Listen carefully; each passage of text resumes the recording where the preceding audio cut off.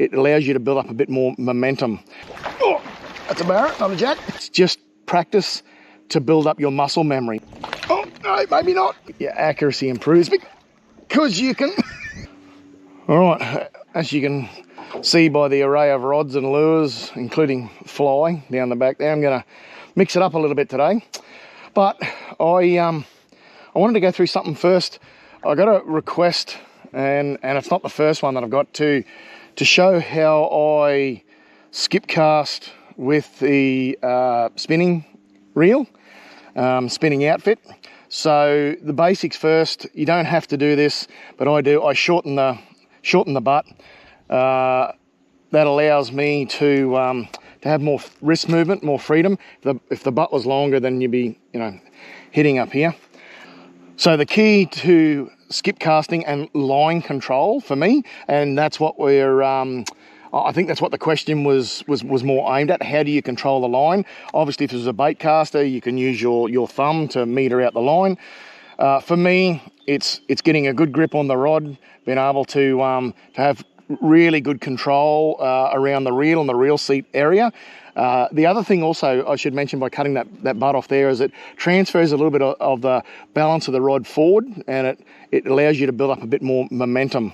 But look, getting back to the line control, I use my middle finger to control the line. So it's just basically middle finger on, flip over the bail arm.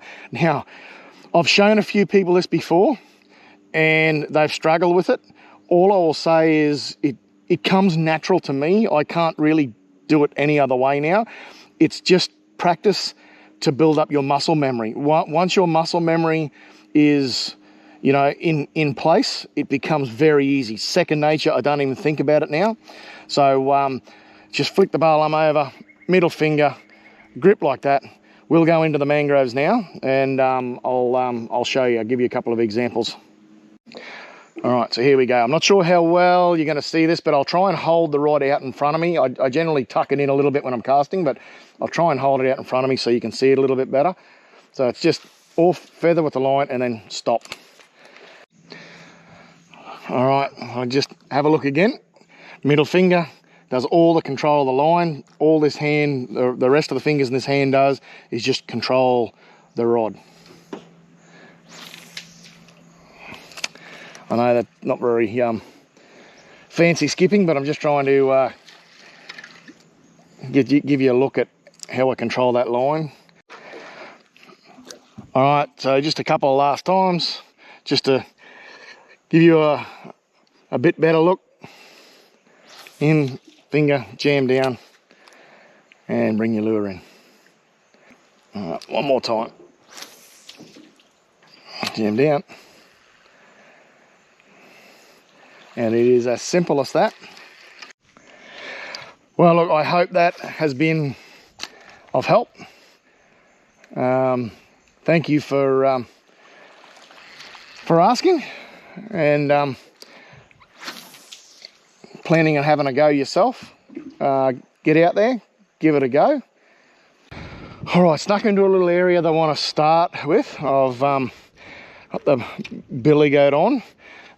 This one is what they call the deal colour because it's got a nice pearly fleck on the bottom, and to me the top looks like some of the mangrove crabs that get around here. So we'll have a flick around with this last of the outgoing, and I might even chase a barra in between at dead low, and then we'll get back in and maybe see if we can find a jack again this afternoon. So all right, let's get into it.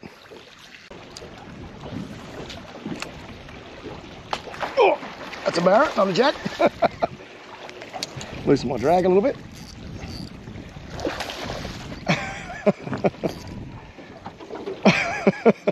Oh, where's he going now? It's caught around the back. Oh, I need him to swim around because the motor's just there. Oh, I think he might be under the boat. That's okay. As long as he's not around the motor. He might not be a jack, but I'll take him for first fish of the day.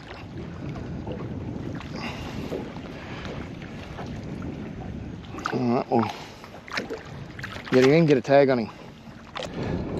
There we go. Beautiful Hinchbrook bucket mouth. Was actually size, just a little bit over legal, but he's going to go back.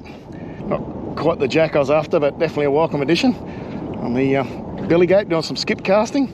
All right, we'll get him back in. All right, catch you later. Oh, there's a barra that just come up inside there feeding on bait. Oh, and as soon as it hit, he had to go. Going to position us here because he's still in there feeding.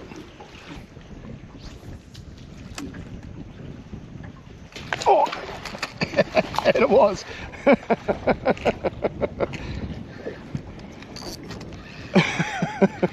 He's not that big, but he's pulling the boat back as an anchor lock. Well, again, it's not a jack, but it is a welcome addition. All right, take that out. Oh, respectable little 50 rat.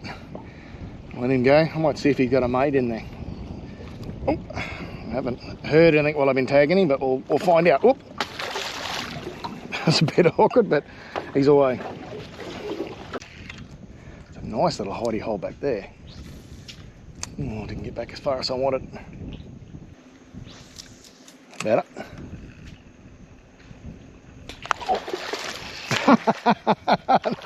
They're getting smaller